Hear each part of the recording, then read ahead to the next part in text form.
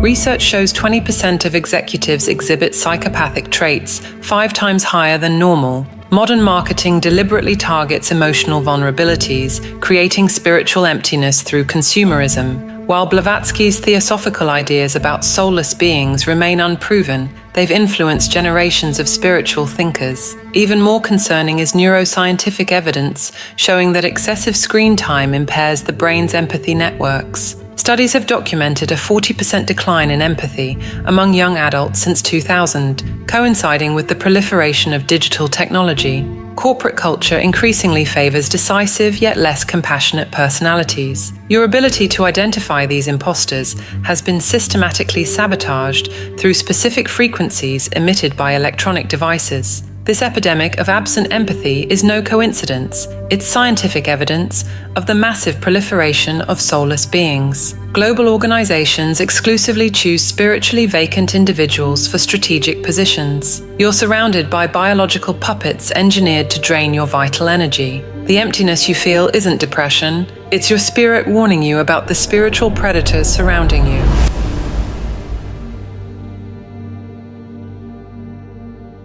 Humanity walks upon an existential lie. There are people around you, perhaps your neighbor, your co-worker, or even someone in your family who completely lack a soul. Not metaphorically, not as a figure of speech, but literally, functional human bodies dwelling among us, devoid of the spiritual essence that defines true humanity. This claim is not a fanciful speculation, but a disturbing possibility explored by ancient esoteric traditions and, surprisingly, corroborated by aspects of modern philosophy. Helena Petrovna Blavatsky, founder of the Theosophical Society and one of the most influential occultists of the 19th century, did not hesitate to categorically declare that we bump into soulless men and women at every step in life. In her writings, Blavatsky describes a hidden reality where many human-appearing beings are, in fact, merely walking dead, empty shells, or living automatons, biologically functional bodies, but internally devoid of the divine spark that constitutes the immortal soul. This theory is particularly disturbing because of its initial premise and its practical implications. If true, it means that we interact daily with entities that simulate human responses without possessing the spiritual depth that characterizes authentic consciousness. Worse still, these empty vessels are subject to influences and manipulations of an unknown nature, potentially becoming unconscious instruments of forces acting beyond the material plane. The idea directly contradicts the predominant humanistic view that automatically attributes a soul to every human-appearing being. It also contradicts conventional religious postulates that consider the soul as an intrinsic and inalienable attribute of human existence. This rupture with established thought explains why such concepts remain restricted to esoteric circles, rarely discussed in conventional academic or religious environments. However, examining this possibility in light of contemporary philosophy, we discover surprising parallels. The philosophical concept of philosophical zombies, hypothetical beings identical to humans in behavior, but without any internal conscious experience, resonates strangely with theosophical descriptions of soulless men. This conceptual coincidence suggests that using distinct languages, both traditions might be circumscribing the same fundamental enigma about the nature of consciousness. Even more disconcerting is the possibility that soul death is not a permanent condition, but an acquired state, something that can happen gradually to anyone who persistently strays from their spiritual nature. How can we recognize this process in ourselves or others? How can we identify those who have already lost their immortal essence? And most crucially, how can one avoid becoming one of those living automatons that Blavatsky described as stumbling through existence? The quest to understand who truly possesses a soul is not a modern concern. It dates back to philosophical and spiritual traditions that have traversed millennia silently. The Gnostics, a mystical group from the first centuries of the Christian era, already classified humanity into three fundamental categories that reveal a hidden spiritual hierarchy, practically unknown to the general public. At the top of this hierarchy, the Gnostics positioned the pneumatics, spiritually evolved beings capable of perceiving and connecting directly with the divine. Below them, the psychics, average individuals with dormant spiritual potential, but still redeemable. And at the base of the pyramid, the hylics, completely materialistic beings, devoid of any sensitivity to the transcendent, eternally bound to matter without perceiving higher realities. This tripartite classification wasn't just a philosophical curiosity, but reflected a profound understanding of the hidden nature of human beings. The revolutionary idea underlying this system is disturbing. Not all human-appearing beings share the same spiritual potential or the same inner nature. In The Secret Doctrine, Blavatsky expands these Gnostic conceptions by interweaving references from various esoteric traditions to reveal an alternative history of human evolution. Her writings describe evolutionary experiments that occurred in remote eras, resulting in anomalous beings, a soulless and mindless monster crossed with a primitive human. You probably never heard this in school or church, but according to Blavatsky, there were literally soulless men walking the earth since the dawn of humanity, the results of evolutionary deviations subsequently aborted by nature. This esoteric narrative completely subverts the conventional view of human evolution, suggesting the existence of a fundamental spiritual difference between human beings since the beginning of time. Tibetan traditions, in turn, speak of the Naljorpas, individuals capable of voluntarily abandoning their physical bodies, leaving them temporarily as empty cocoons. In theory, these bodies, temporarily uninhabited by their rightful owners, could be occupied by other entities. This possibility finds disturbing parallels in concepts of possession present in various world cultures. The idea of human beings devoid of souls also resonates in Siberian and North American shamanic traditions, where it was believed that some people lost essential parts of their soul during traumas or violations of taboos, becoming spiritually incomplete, empty vessels wandering through the physical world without their original essence. The Hermetic writings of ancient Egypt already spoke of the separation between Ba and Ka, distinct components of the soul that could separate under certain circumstances. In Norse mythology, we find the concept of Draugr, animated physical bodies but deprived of their original souls, functioning through a perverse vital energy. This consistency among geographically diverse traditions suggests that perhaps we are not dealing with mere coincidence or primitive superstition, but with fundamental human intuitions about a hidden reality that persists in the eyes of different cultures through time. The possibility that emerges from this historical panorama is clear. The complete human condition with an intact soul may never have been a universal attribute, but a potential realizable only by some. What truly constitutes the human soul? In esoteric traditions, particularly in Blavatsky's theosophy, the soul is not an attribute guaranteed by a simple birth in human form. It is an energetic bridge connecting two fundamental dimensions of being: the lower self, personality, instincts, physical body, and the higher self, immortal spirit, divine spark. This understanding completely revolutionizes the conventional view of human nature. Unlike the popular belief that everyone is born with a complete and immutable soul, the esoteric tradition reveals a dynamic process. The soul develops progressively through experiences and conscious choices, or, more disturbingly, can deteriorate and eventually be lost. The rupture of this spiritual bridge occurs when the material self completely dominates the individual's higher aspirations. As Blavatsky explains in her writings, the link between the higher self and the lower self can gradually wear out until it breaks completely. When this happens, only a human body remains functioning without its immortal principle, a biological automaton devoid of connection to the divine. You might be wondering how this devastating process occurs in practice. The esoteric tradition identifies two diametrically opposed paths that paradoxically can lead to the same catastrophic result, the loss of the soul. The first path involves extreme materialism, when the person deliberately rejects any spiritual aspect of existence, focusing exclusively on sensory gratification and material accumulation.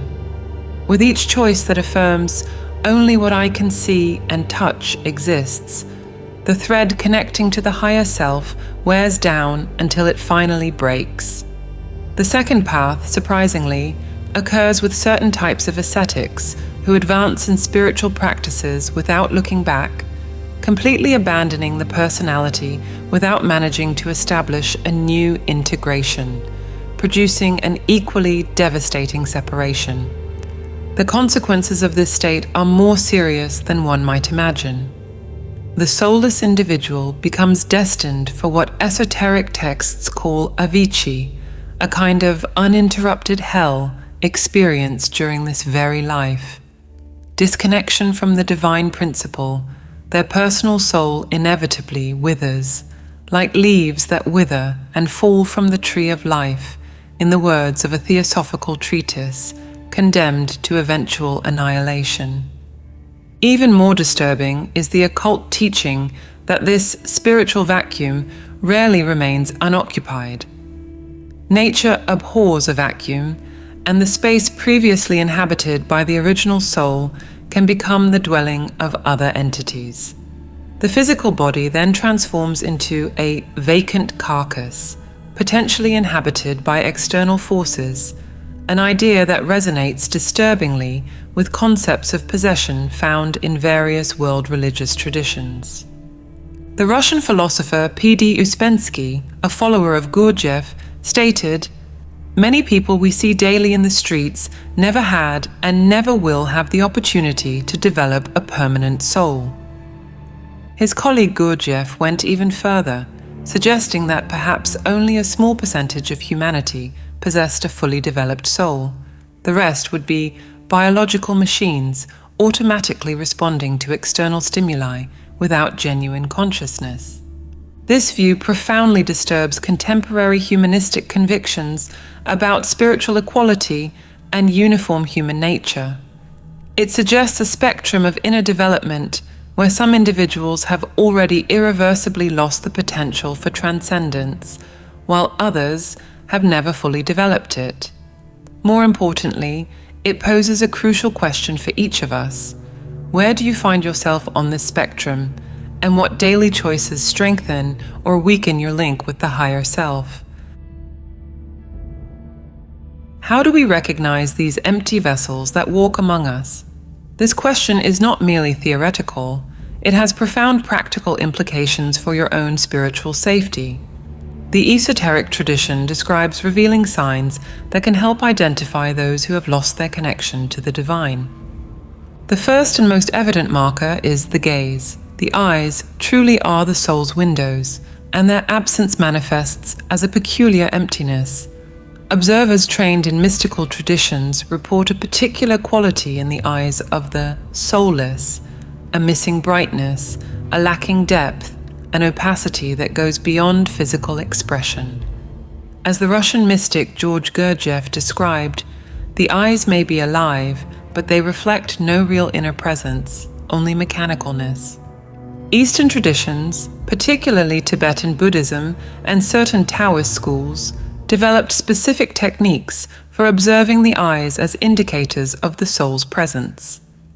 Masters of these lineages describe that the eyes of the soulless often demonstrate a momentary brightness when stimulated by basic emotions, anger, fear, desire, but quickly return to the empty state when the intensity diminishes.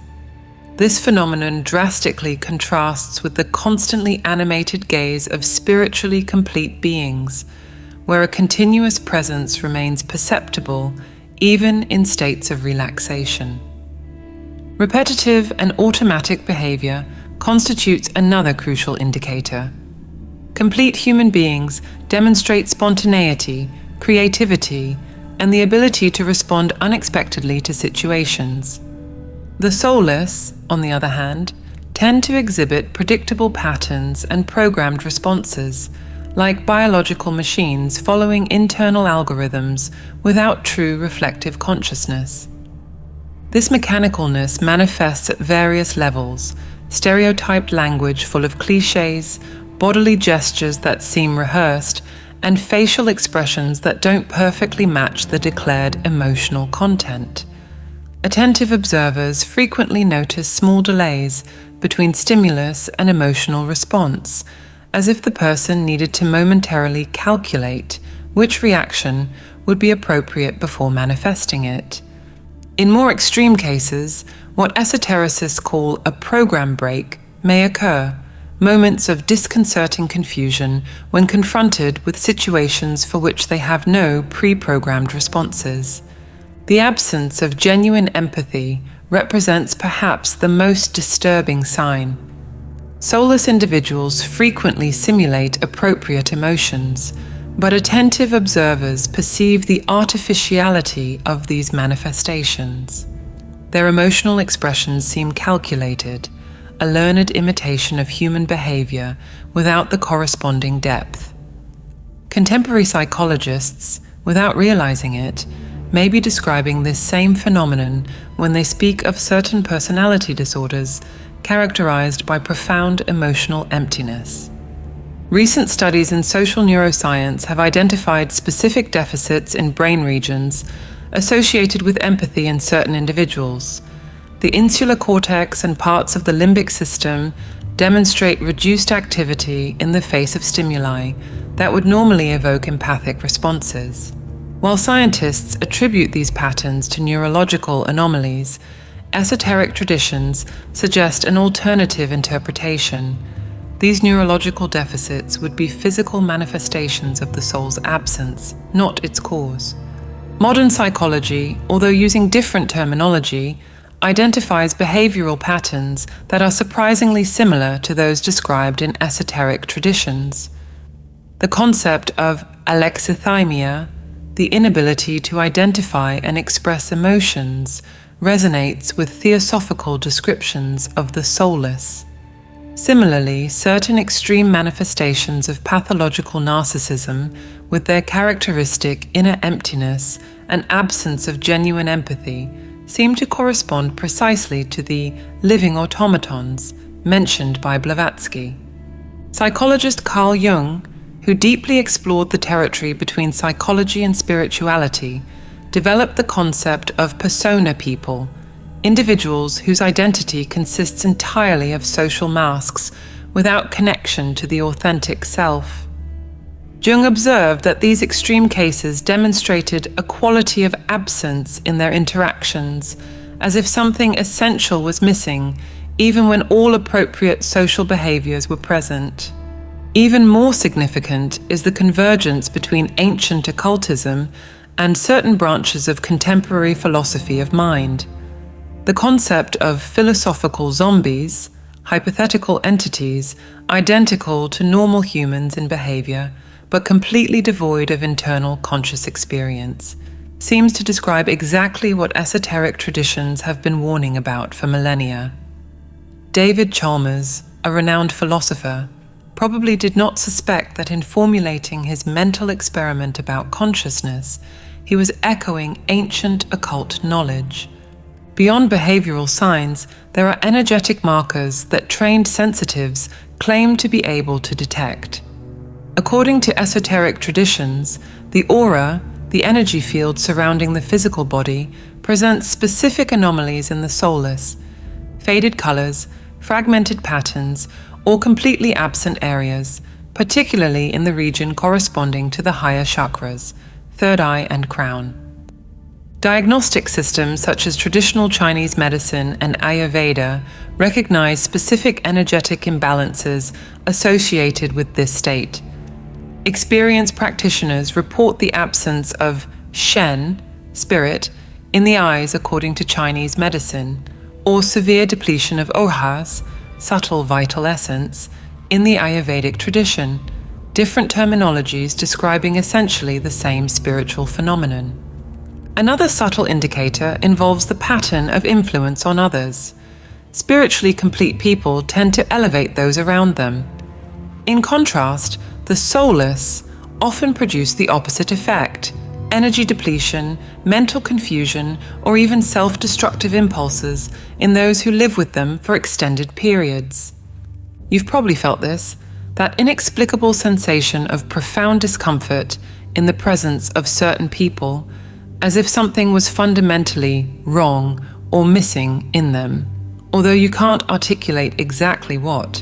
This natural instinct might be your spiritual discernment trying to alert you about the proximity of an empty vessel, an intuitive protection mechanism that transcends rational explanations. The prospect of soulless human beings walking among us transcends mere philosophical curiosities, entering disturbing territories that are rarely discussed in conventional circles. Various contemporary occultists maintain that spiritually empty individuals constitute perfect instruments for manipulation by forces operating beyond the material plane. Imagine a disturbing scenario: biologically human beings, but internally hollow, functioning as perfect puppets, without inner resistance, without moral dilemmas, without the inconvenient divine spark that could question orders or awaken to a higher consciousness. This possibility raises alarming questions about who or what might potentially be operating these empty, physical avatars. Soulless men are the perfect instruments for those who wish to implement agendas contrary to human spiritual evolution, wrote a contemporary scholar of theosophy, suggesting the existence of discrete organizations aware of this hidden reality. According to these narratives, such entities would understand the fundamental difference between humans with and without souls, using the latter as unconscious pawns to execute actions that no spiritually intact being would easily perform. Occult history would be replete with examples. Individuals in positions of influence, apparently normal, implementing devastating decisions without apparent inner conflict, as if they were mere conductors of external wills. Haven't you ever wondered, observing certain destructive human behaviors on a large scale, how someone could act this way without showing the slightest sign of remorse or moral hesitation?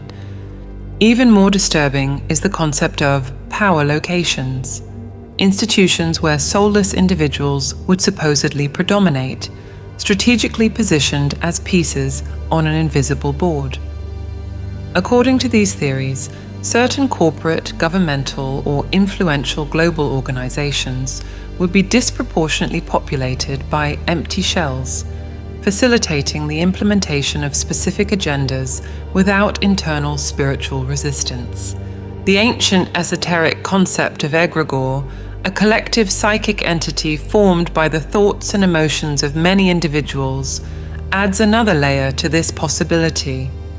Soulless beings would be particularly susceptible to these collective influences, functioning as unconscious amplifiers of predominant energy currents, potentially feeding socio-political dynamics without understanding their role in the process. The implications for individual autonomy are profound.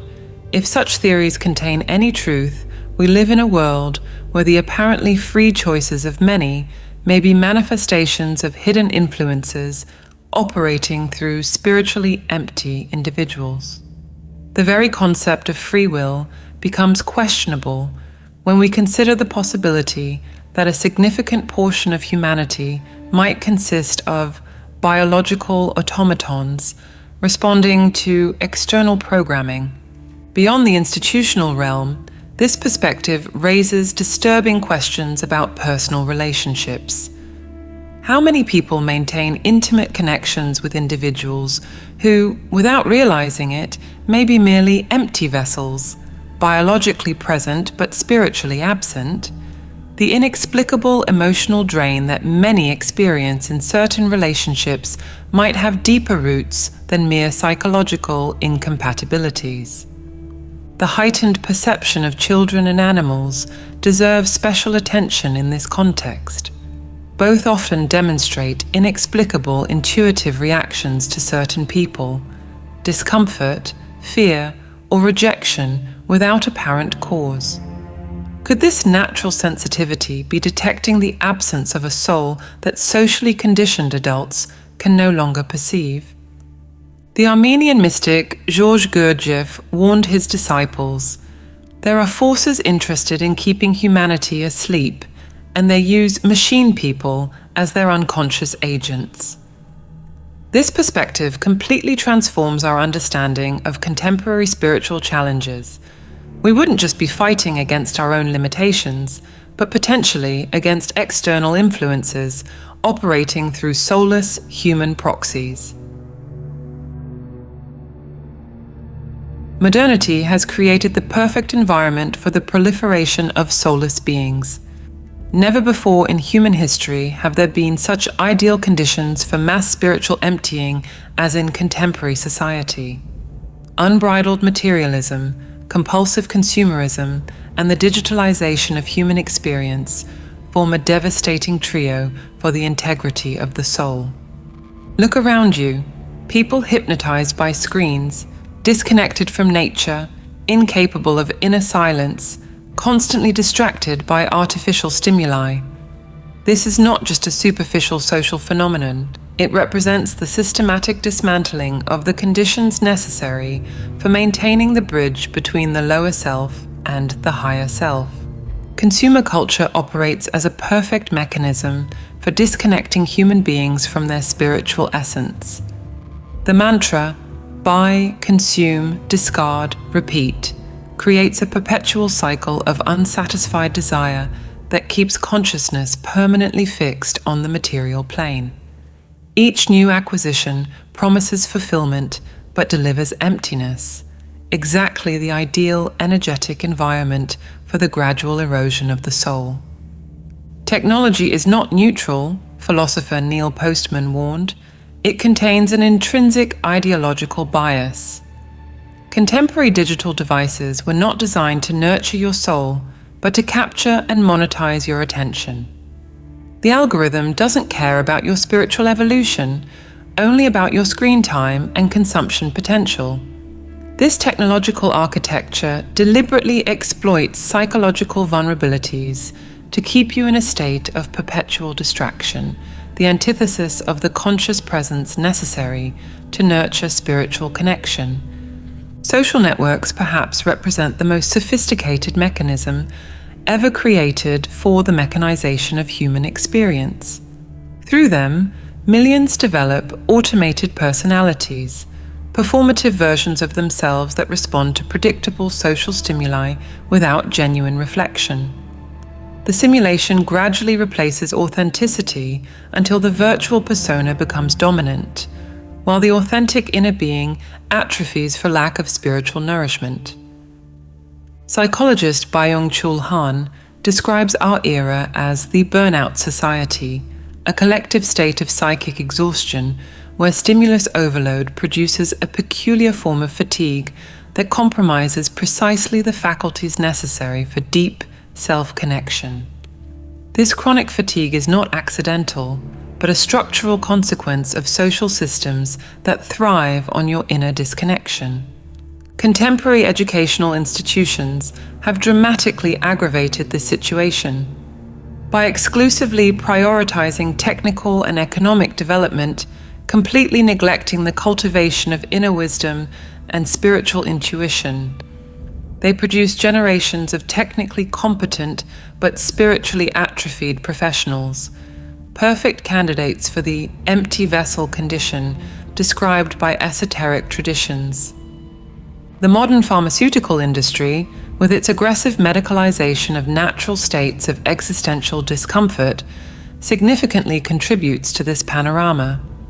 Certain psychiatric substances, although useful in specific contexts, frequently dull precisely those intuitive faculties necessary to perceive the spiritual dimension of existence, potentially accelerating the soul-body disconnection process. Contemporary architecture and urban planning have systematically eliminated the spaces of silence, contemplation, and connection with nature, essential for healthy spiritual development. We live in environments deliberately saturated with stimuli, the exact opposite of the conditions that contemplative traditions identify as necessary to nurture the soul. This convergence of factors, technological, social, economic, and environmental, has created the perfect storm for the mass production of the living automatons that Blavatsky identified. Modern society not only tolerates spiritual emptying, it actively encourages and rewards it. The real danger is not just that soulless beings exist around you, it's the possibility that you yourself are gradually becoming one of them. The good news, this process is not irreversible in its initial stages. Esoteric traditions offer practical methods to rebuild the spiritual bridge before it breaks completely. The first and most powerful method involves the practice of self-observation. Georgy Gurdjieff, an influential mystic of the 20th century, developed specific techniques to interrupt the automatism that dominates modern life. Remember yourself was his constant mantra, an apparently simple instruction that contains profound esoteric wisdom. This self-observation is not mere psychological introspection. It represents the establishment of an internal observer who remains aware of your thoughts, emotions, and bodily sensations simultaneously. By cultivating this observer, you create the beginning of a conscious astral body, the embryo of the immortal soul that esoteric traditions describe as necessary to transcend mechanicalness. Try it right now. While reading these words, keep one part of your attention conscious of your physical body, another part observing your emotional reactions, while continuing to absorb the intellectual content. This triple division of attention is not natural for the conditioned mind, but represents the first step to awakening from spiritual automation. The deliberate interruption of mechanized patterns constitutes another essential technique. Identify routines that you perform unconsciously, from the path you travel daily to the automatic opinions you issue without reflection. Deliberately modify these patterns. Use your non-dominant hand to brush your teeth, take a different route to work, and question a political belief that you automatically adopt. These seemingly trivial interruptions create conscious shocks that awaken the internal observer. Mechanical man cannot produce anything original, Uspensky stated. Only conscious man can create something genuinely new. Authentic creativity, not reproductive but genuinely original, represents another powerful path to strengthen the soul. Activities that require full presence and unique expression stimulate precisely those faculties that distinguish conscious beings from automatons. Radical reduction of digital stimuli is imperatively necessary. Contemplative traditions emphasize that external silence precedes internal awakening. In practical terms, establish daily periods without screens, deactivate notifications, and practice regular digital fasting. Each moment liberated from algorithmic clutches represents an opportunity to nurture your spiritual essence. Blavatsky and later Gurdjieff emphasized the importance of strengthening what they called buddhi, the spiritual intuition that transcends rational intellect. This faculty does not develop through logical analysis, but through direct and impartial observation of reality. Observe natural phenomena without immediately labeling them, a practice that gradually awakens dormant intuitive perception. Constant vigilance against emotional identification represents another pillar of this work. When you completely merge with transient emotional states, you lose the capacity for impartial observation essential for soul development. Practice recognizing, I am experiencing anger instead of I am angry, a subtle but profoundly transformative distinction. The awakening of the energy body through specific practices constitutes another essential path. Conscious breathing techniques, directed visualizations, and certain bodily movements found in traditions such as Qigong, Tai Chi, or certain forms of yoga were specifically developed to nurture and strengthen the connection between physical body and energy body, precisely the bridge that breaks in the soulless. More fundamentally, completely reevaluate your relationship with attention and time. Where you direct your attention literally determines who you become. Each moment of conscious attention strengthens the soul. Each hour lost in mechanical distraction weakens it. This is not a moral issue, but an energetic one, as concrete as physical nutrition, just operating in a different dimension of existence. Finally, deliberately seek the company of those who demonstrate qualities of genuine presence and consciousness. The esoteric tradition has always emphasized that spiritual development rarely occurs in isolation. We need the mirror of other awakened beings to recognize our own automatisms. As Gurdjieff taught, it is almost impossible to awaken alone, just as it is almost impossible to work only for oneself when awake. The real question is not just identifying soulless people, it's assessing how alive your own spiritual essence is at this very moment. How many of us don't live on autopilot, disconnected from deep purpose, trapped in mechanical routines that gradually suffocate our divine spark? The real danger may not be living with empty vessels, but discovering that spiritual emptiness already dwells within ourselves. Are you a spiritual being having a human experience, or have you become merely human, forgetting your original nature? The answer doesn't lie in dogmas or abstract philosophies, but in the quality of your presence moment to moment. Full consciousness is not a spiritual luxury, it's the fundamental difference between being truly alive or merely existing as a sophisticated automaton. Esoteric traditions agree the only genuine protection against spiritual emptying is constant vigilance. As Gurdjieff warned, without self-remembering, there is no work on oneself. Without work on oneself, there is no self-remembering. This apparent paradox contains a profound truth. Awakened consciousness only maintains itself through continuous effort. The moment you cease inner work is when you begin to return to the mechanical state. This vigilance is not paranoia, it's spiritual lucidity.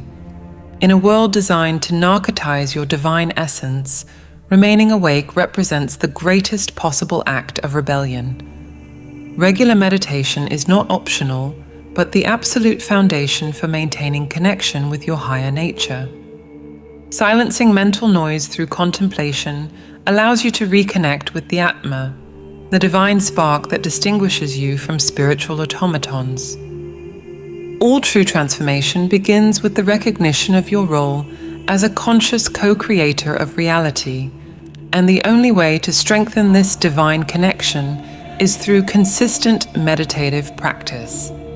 We've developed a specialized set of audio tools specifically designed to help you access elevated states of consciousness and protect your soul against the spiritual emptying that characterizes our era. For immediate access to these transformative tools, click the link in the description below. If this content resonated with your inner truth, share your experience in the comments with the words, "It made sense to me."